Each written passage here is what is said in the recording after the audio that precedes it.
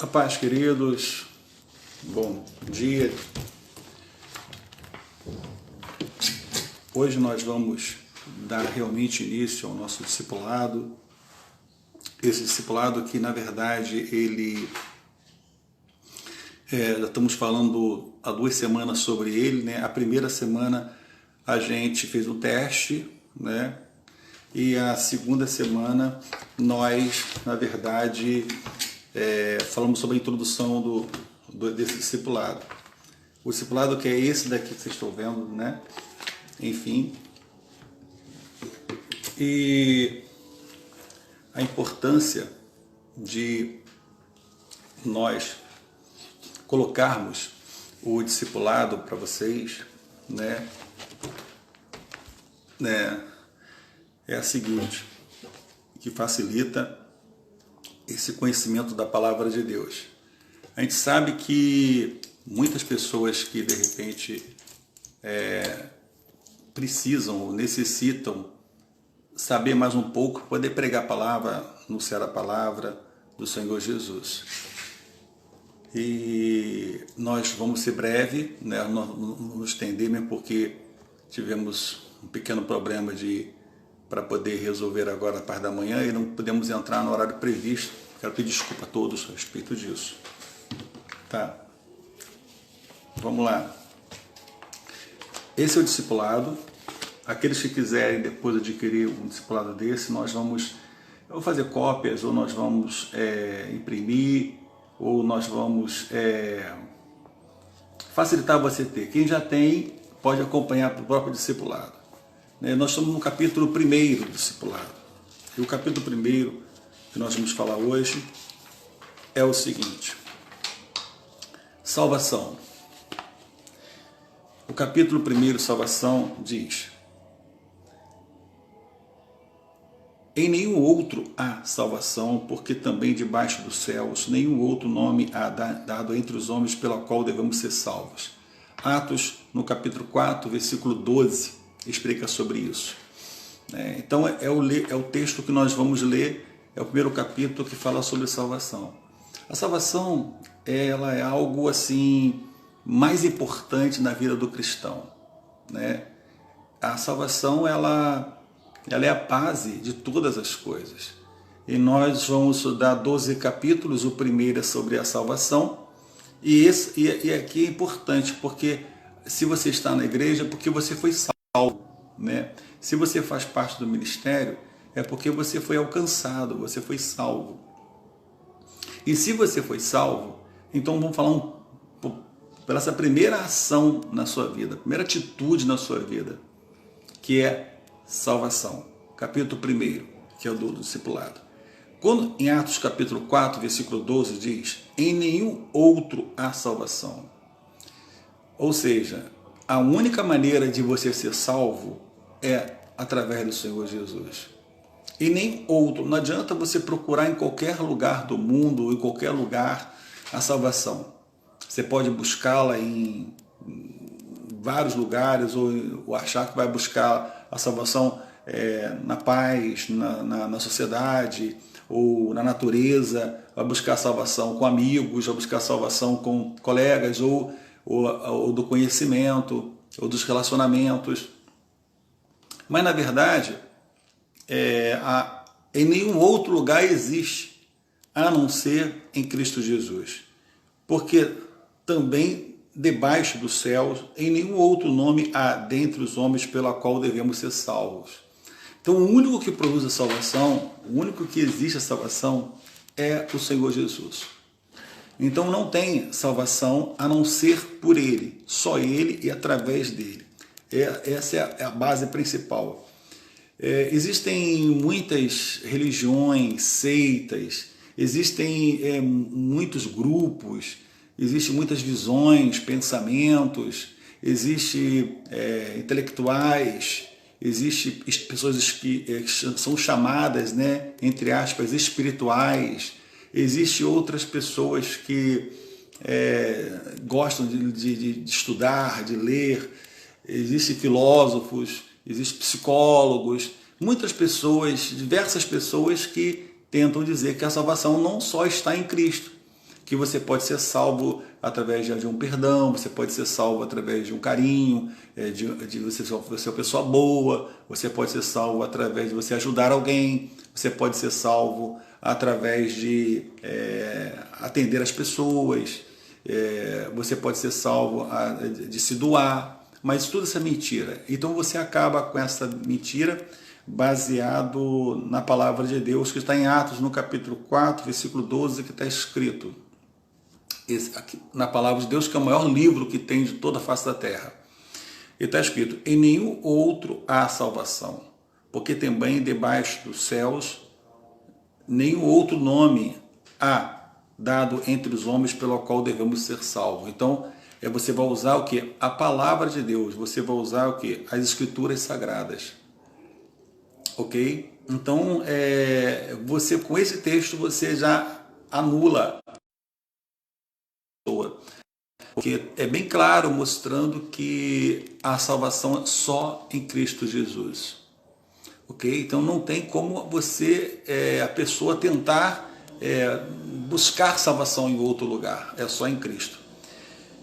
A introdução diz: você agora é salvo, né? Nós estamos falando para discipulado, novos convertidos, estamos falando aqui para as pessoas que são salvas, né? A salvação é a maior bênção que o ser humano pode receber. E ao mesmo tempo, a principal experiência espiritual. Então, quando você foi salvo, você teve uma experiência espiritual. Como assim? Você teve um contato com o Senhor Jesus, o Senhor falou com você, foi algo que mexeu com o teu espírito. O Espírito de Deus trabalhou na tua vida. Então é algo totalmente, como vou falar para você, espiritual. Porque você é alcançado através de um ato espiritual. Então é uma grande experiência espiritual. Todo crente deve conhecê-la bem a principal experiência espiritual. A salvação é o tema central da Bíblia. Então, a Bíblia tem muitos temas, né? Tem muitas colocações, fala sobre vários assuntos. A Bíblia aborda coisas incríveis da nossa vida. A Bíblia aborda coisas sobre o nosso dia a dia, sobre o nosso viver.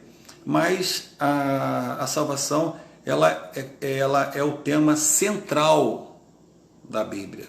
É o principal tema da Bíblia, o central da Bíblia. Todo crente deve conhecê-la bem e falar aos que ainda não aceitaram a Cristo, para que também sejam salvos. Então, como você vai falar de uma coisa que você não conhece? Então, todo crente deve conhecer sobre salvação. Todo crente deve saber o que é salvação. Porque ele sabendo como é salvação, ele vai poder falar para aqueles que ainda não conhecem, que não aceitaram, né, a Cristo, para que também sejam salvos. Amém? E o que é, na verdade, a salvação? A salvação, ela em princípio, pode afirmar que é um resultado da morte expiatória de Jesus Cristo na cruz do Calvário. Realmente, a salvação, ela é um ato expiatório. Que expiatório? É a morte de Cristo na cruz do Calvário por mim e por você. E qual o objetivo dessa morte? Livrar o homem da condenação eterna. À medida que nós somos formados por uma livre escolha. Então nós escolhemos, né, o que gostamos, o que não gostamos, o que desejamos ou o que não desejamos. Então a salvação é o livre-arbítrio. Jesus Cristo veio, morreu na cruz por mim e por você.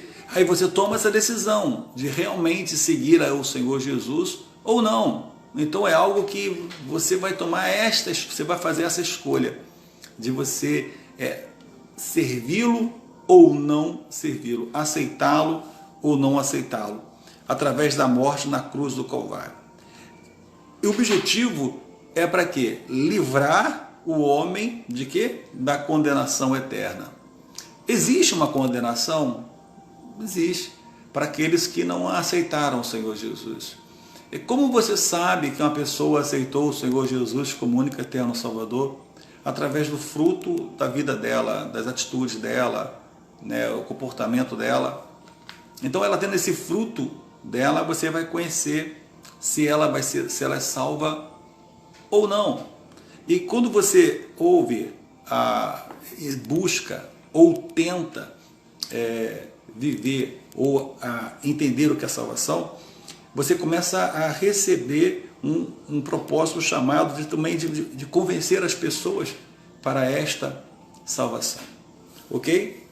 Vamos então entender, compreender o seguinte, que o objetivo principal da salvação, ela foi através da morte de Cristo na cruz do Calvário.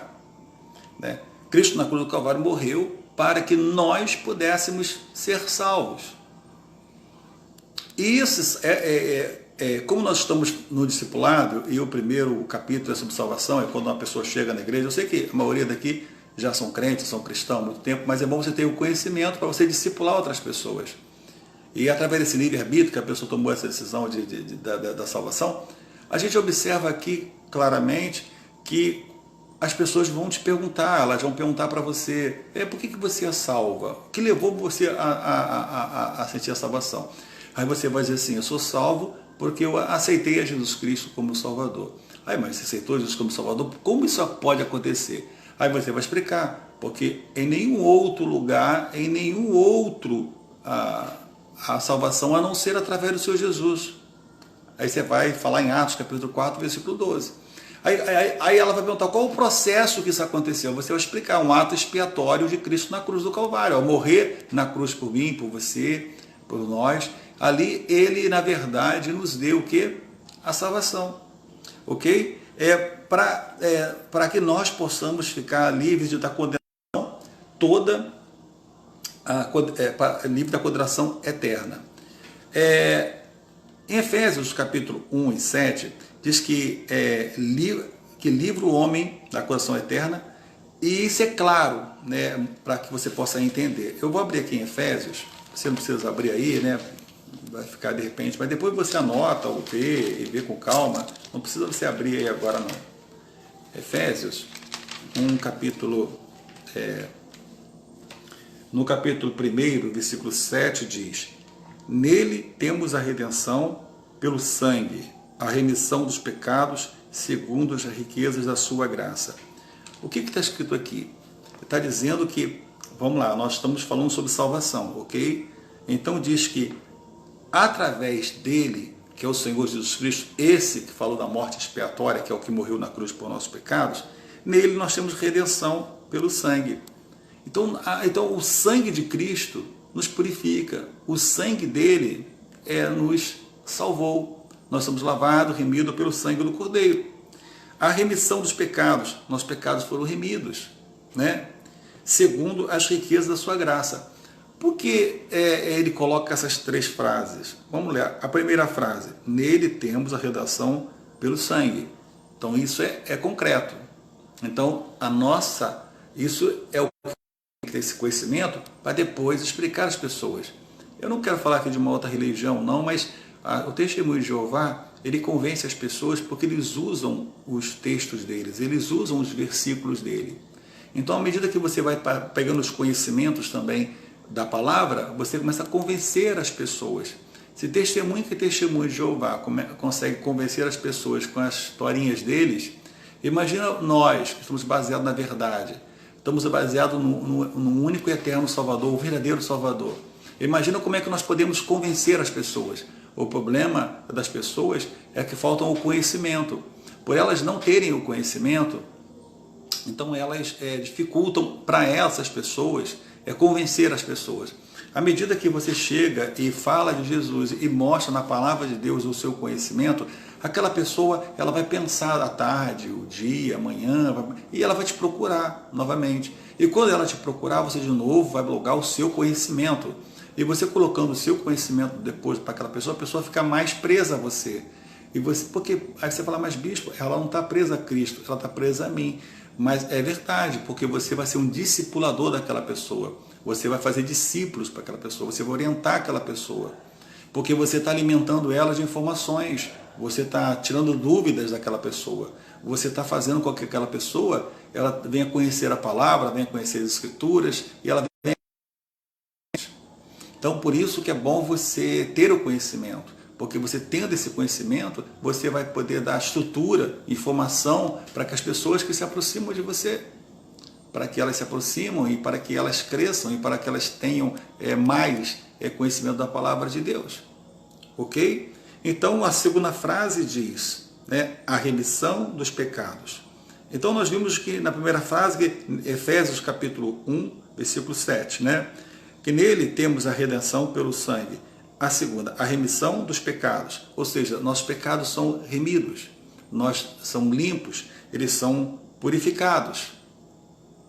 Ou seja, a morte da cruz, o sangue da cruz, nos redime dos nossos pecados. À medida que você aceitar o Senhor Jesus Cristo como único e eterno Salvador. E para aceitá-lo é simples, não é levantar só uma mão, né? Ou nada disso, levantar o pé, o braço não. É você confessar com a sua própria boca que Jesus Cristo é o Senhor.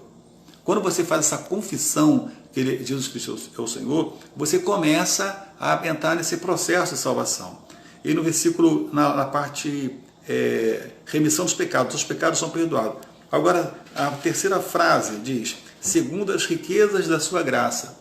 O que é riqueza da sua graça?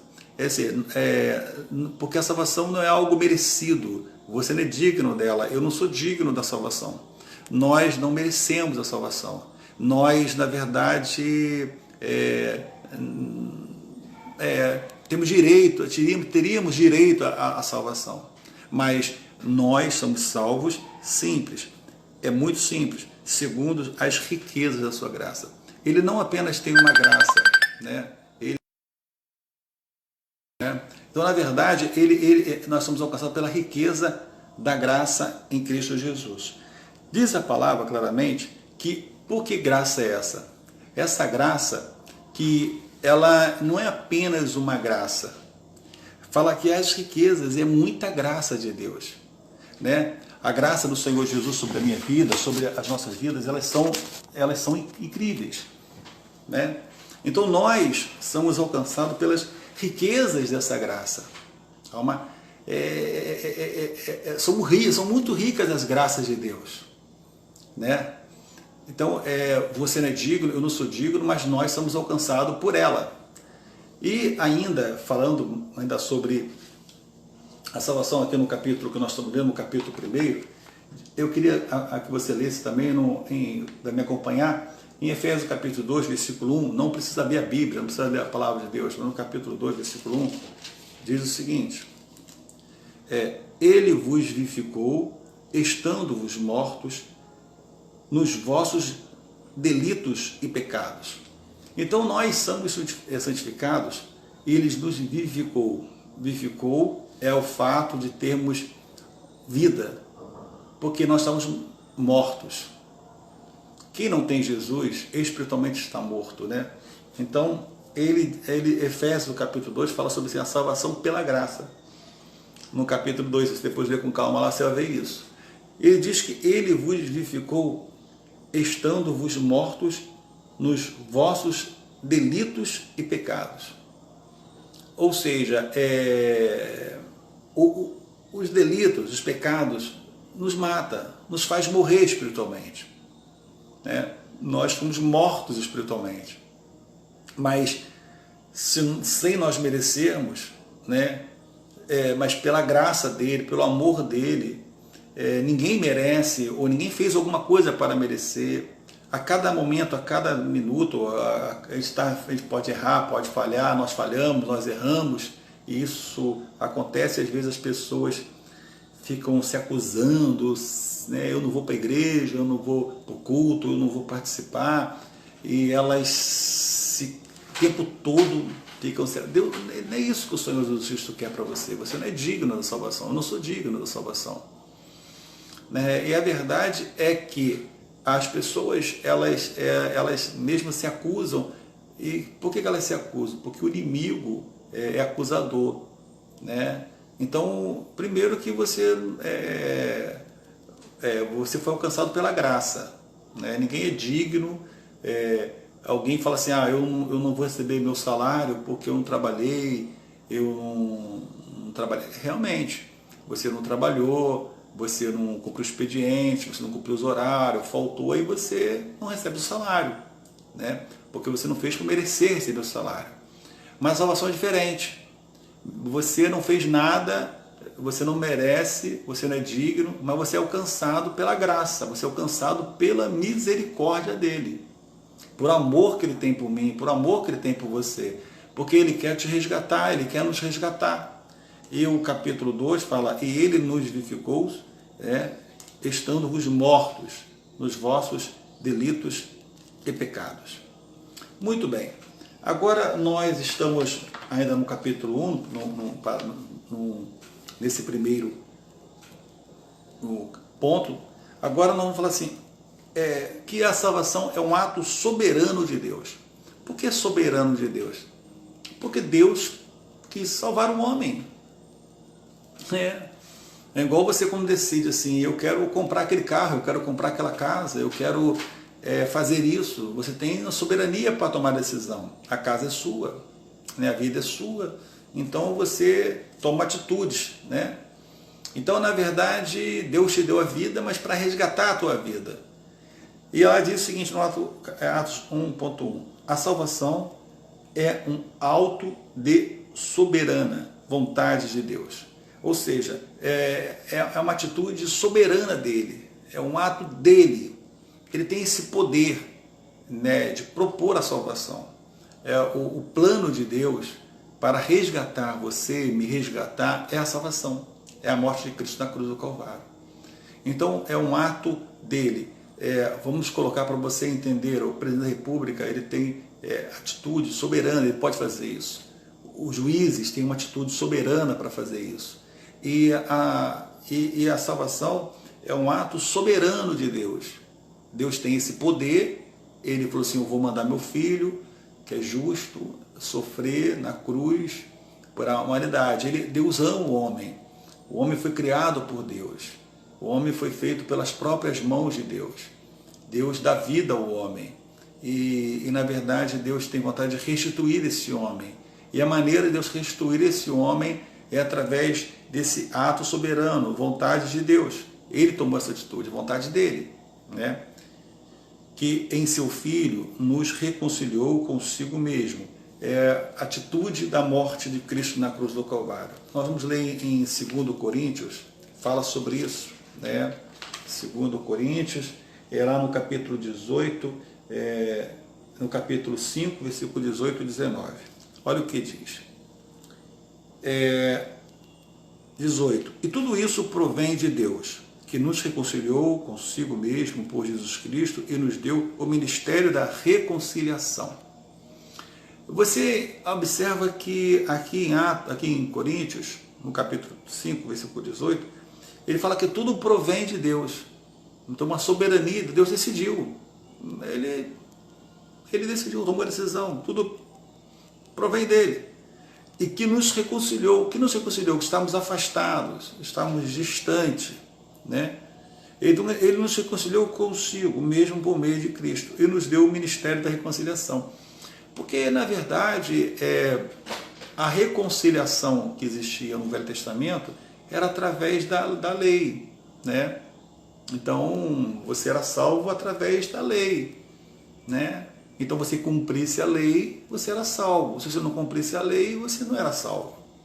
Existia uma lei que Deus deu, né, para o homem, no Velho Testamento. E aqueles que fossem cumprindo aquela lei, eles alcançavam a salvação, ok? Agora, no Novo Testamento, já vem a graça. Você não tem mais que viver segundo a lei. O que é isso? Né? Eu vou ficar preso à lei. Não, agora eu sou salvo através da graça. Eu nasci depois, eu estou no período de Cristo. Eu não estou no período dos profetas, né? Porque os profetas viviam segundo a lei. Lá eles viviam a lei. Nós vivemos a graça. Então, aqui em 2 Coríntios, no capítulo 5, versículo 18, e tudo isso provém de Deus que nos reconciliou consigo mesmo por meio de Cristo Jesus, que nos deu o ministério da reconciliação. Para o homem se reconciliar com Deus. No versículo 19, o versículo 18 e o versículo 19 diz: isto é, Deus estava em Cristo reconciliando. Deus estava em Cristo reconciliando consigo o mundo, não imputando aos homens os seus pecados, e nos confiou mensagem de reconciliação. É importante entendermos e compreendermos esse projeto de Deus, esse propósito que Deus tem para nós. É que essa reconciliação estava em Cristo, começou com Cristo. Ela não começa com o Senhor Jesus. Alguns pensam que a salvação começa com o Senhor Jesus. Não, Deus, Ele enviou o seu Filho amado, né, para que todo aquele que nele crê não pereça, mas tem a vida eterna. Então, ele foi enviado de Deus. Deus o enviou para reconciliar, reconciliando consigo o mundo, não imputando aos homens e aos seus pecados, e nos confiou a mensagem da reconciliação. Ok? Então a gente entendeu que a salvação é esse plano de Deus, através desses textos que nós lemos, e continuamos dizendo, e tudo isso provém de Deus, como eu falei para vocês. É algo que vem de Deus, né? Não vem do homem, de Deus. Que nos reconciliou consigo mesmo por Jesus Cristo e nos deu o ministério da reconciliação. Então nós temos hoje o ministério da reconciliação, porque não existia isso lá no Velho Testamento. Mas hoje nós temos o ministério da reconciliação. Deus estava em Cristo reconciliando consigo o mundo. Então, quando ele falava, eu e meu Pai somos um só, não lhes imputando os seus pecados. Você observa que a salvação é a demonstração de um grande amor de Deus em favor da humanidade, pecadora pelo a prática dos seus pecados. Então, você observa que essa reconciliação, ela nada mais é do que o objetivo de Deus demonstrando o seu grande amor. Em Romanos, no capítulo 3, vamos ler aqui, no versículo 10, 11 e 23, Romanos 3.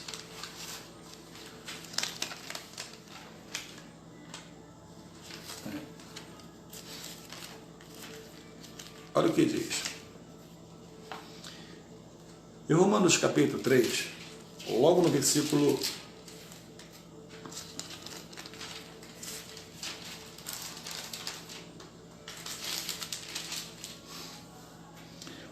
3:10 diz o seguinte: como está escrito, não há um justo, nem um sequer. Né? Ainda diz o versículo 11, não há ninguém que entenda, não há ninguém que busque a Deus. Então o que ele coloca aqui? Ele coloca que todos estavam debaixo do pecado. Então é a graça dele, como eu falei, o amor dele. Deus olhou dos céus da terra, não viu um justo sequer. Né? É muito claro, como está escrito, não há um justo, nem um sequer. É incrível, né? Você olhar lá e ver que ninguém é justo. Esses juízes aí que tentam praticar a justiça, eles são justos. Né? Então, enfim, o homem é justo. Não havia um justo sequer. O único que poderia fazer isso, que tinha condições de olhar dos céus, era Jesus. Então nós somos alcançados por Ele. Não há ninguém que entenda, não há ninguém que busque a Deus. Então ele diz claramente, como está escrito, não há um justo, nem um sequer, não há ninguém que entenda, não há ninguém que busque a Deus. Na verdade, as pessoas estavam afastadas de Deus. Então nós somos alcançados pela morte do Senhor Jesus. Os maiores ensinamentos de vida ou de humanidade é Jesus que ensina. Você lê as passagens de Jesus, você aprende coisas incríveis. Os maiores estilos de vida, maneira de viver, além naquele Novo Testamento que ele andou aqui na Terra, ele nos ensina, ele nos orienta. Então, nós somos alcançados, você é alcançado, nós somos alcançados através dele, né? Agora vamos ler o versículo 23, né? Que Romanos 3, versículo 23, diz: pois todos pecaram e destruídos estão da glória de Deus. Ou seja, toda a humanidade pecou. Mas por que toda a humanidade pecou? Porque a humanidade foi contaminada pelo pecado. Nós vemos hoje o coronavírus, né? O vírus existe, então nós somos contaminados pelo esse vírus. Alguns pegam, outros não, mas alguns pegam, nem sabem que pegaram, né? Enfim, mas na verdade o que vai acontecer é que todo mundo vai acabar passando por esse vírus. E aqui diz que porque todos pecaram e destituídos estão da glória de Deus. E qual a maneira de voltar? O cara foi destituído do cargo dele, destituído da função dele, destituído do que ele era. Aí para ele voltar, restituir o que ele tinha, só tinha um jeito, é Cristo na cruz do Calvário. E ele fez isso, ele veio, Deus mandou ele, morreu por mim, por você, pelos nossos pecados. Então esse é o objetivo de nós entendermos e compreendermos a salvação. Quando você tem esse conhecimento e possui esse conhecimento, você tem facilidade de pregar a palavra. Volto a falar aí dos testemunhos de Jeová. Eles falam, convencem, porque eles usam a palavra, né, de uma maneira errada. E o que eles querem através do conhecimento? Quando a pessoa não tem o conhecimento, qualquer coisa, por exemplo, eu não entendo muito de parte elétrica, não entendo, né? Então, se chegar alguém e começar a me falar uma coisa para a parte elétrica, mesmo que esteja errada, eu vou acreditar. Eu não sei, eu não busco, a não ser que eu procure uma outra pessoa, eu procuro me formar, mas alguém pode me instruir, pode me orientar erradamente. Mas, como eu não tenho conhecimento, então tudo que falar eu vou recebendo. Você vê que eu sou ignorante, e aqui no caso ignorante espiritualmente, eu não leio palavra, eu não sei, eu sou uma presa fácil. Eu se torno você, quando não tem conhecimento da palavra de Deus, você é fácil. Você é uma pessoa que facilmente pode entrar numa seita, pode entrar numa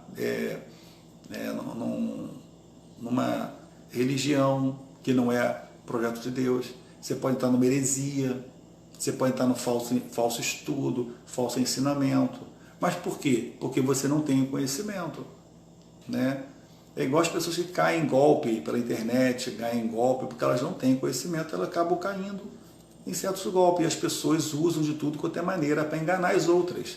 E é assim que eles fazem, é assim que o Testemunho de Jeová, assim que outras seitas, heresias, é que eles estudam, até confundir tua mente, até te confundir, até convencer. E vou dizer uma coisa para vocês, com toda sinceridade, você me desculpa que eu vou falar aqui, mas às vezes tem até pastores que são deixados a levar, porque pastores que não estudam, a gente vê pessoas que às vezes fazem parte do ministério da liderança e não têm conhecimento, não buscam conhecimento. Aí elas são levadas porque elas não têm contrapartida, elas são presas fáceis, não elas são pessoas facilmente acessíveis, porque elas não buscam esse conhecimento que eu estou passando para vocês aqui.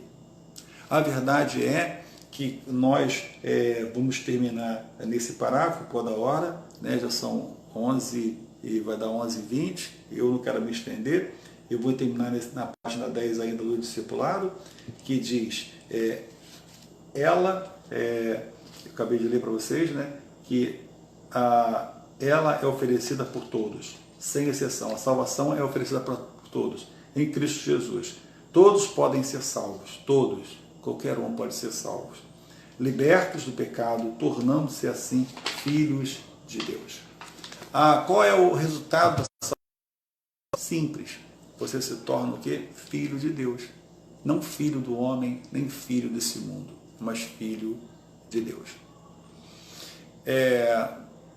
Então, como eu me torno salvo? Aceitando a Cristo como meu único e eterno Salvador. Algumas pessoas, elas não tomaram essa atitude, ou não entendem isso. Aí, quando você aceita o Senhor Jesus como Salvador, lá na frente a gente vai estudar que vem o Espírito Santo, que vai nos orientar, que nos vai nos mostrar todas aquelas coisas que desagradam, que nos afastam de Deus. Então, eu quero que você compreenda, entenda, receba esse estudo de hoje, entenda aonde nós estamos. Nós estamos no capítulo 1, na página 10 do discipulado, né? Que nós falamos sobre a salvação, a introdução, o que é a salvação e que é um ato soberano de Deus, o poder de Deus que tira o Senhor Jesus, que tira todo o pecado do mundo. Então, quando você se fortalece e tem esse conhecimento, você vai não só adquirir para si, mas você vai começar a ter esse conhecimento para alcançar as pessoas.